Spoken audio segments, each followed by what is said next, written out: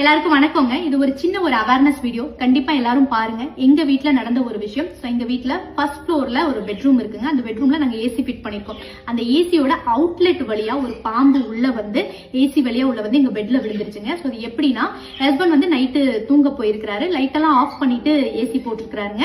அப்ப ஏதோ சின்ன சவுண்ட் கேட்டு கீழே விழுந்த மாதிரி இருந்திருக்கு. இதுக்கு முன்னாடி ஒரு 2 தடவை பள்ளி வந்து விழுந்திருக்கு. சரி ஓகே, பள்ளி தான் விழுந்துருச்சு அப்படின்னு நினைச்சிட்டு டார்ச் லைட் மட்டும் அடிச்சு பார்த்திருக்காரு. எதுவும் இல்லை, சரி ஓகே போயிடுச்சுன்னு நினைச்சிட்டு அவரும் தூங்கிட்டாரு. ஆல்மோஸ்ட் 7 hours கழிச்சு மார்னிங் எந்திரிக்கும் போதுதான் சரி ஓகே பக்கத்துல ஏதோ இருக்கு அப்படின்னு என்னோட ஹேர் பேண்ட் அப்படின்னு நினைச்சிட்டு சோ கையில எடுத்து அதை தள்ளி வைக்கலாம் அப்படின்னு கையில எடுத்திருக்காருங்க. அப்பதான் அவருக்கு ஃபீல் ஆயிருக்கு ஏதோ கொஞ்சம் வலுவலுன்னு இருக்கு அப்படின்ட்டு. பட் டக்குன்னு லைட்டு போட்டு செக் பண்ணும்போது ஒரு பாம்பு அந்த இடத்துல உயிரோடு இருந்துச்சுங்க.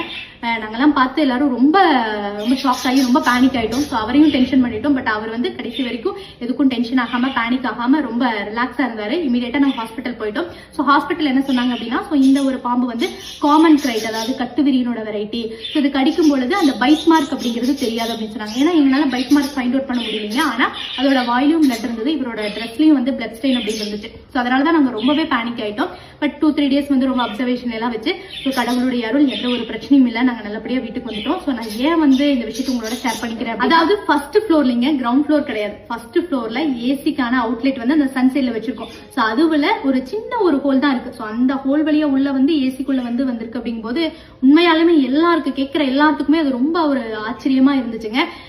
அதாவது நம்ம எல்லாருக்குமே பாம்பு அப்படின்னாலே பயம் இருக்கும். இது வெனமசா நான் வெனமசானலாம் தெரியாது. ஸோ இன்னைக்கு நம்ம வந்து அதுக வாழ்ற இடம் தோட்டங்காடுகளை எல்லாம் அழிச்சுட்டாங்க. இன்னைக்கு வீடெல்லாம் கட்டிட்டு இருக்கோம். அதுகளுக்கும் போற இடம் இல்லை. இருந்தாலும் நமக்கு பாம்பு அப்படின்னா ஒரு பயம் வந்து எல்லாத்துக்குமே சின்ன வயசுல இருந்தே இருக்கு. ஸ்டில் இப்ப வரைக்கும் இருக்குங்க. பட் அதனால வந்து கொஞ்சம் சேஃபா இருங்க.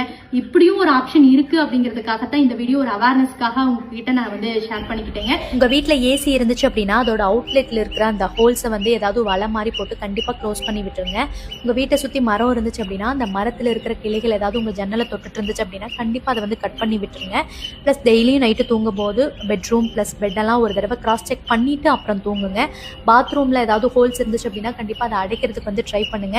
டெய்லி நீங்க யூஸ் பண்ற செப்பல், ஷூ இதெல்லாம் எப்படி செக் பண்றதுன்னு உங்க குழந்தைங்களுக்கும் சொல்லிக் கொடுங்க. நீங்களும் செக் பண்ணி வியர் பண்ணுங்க.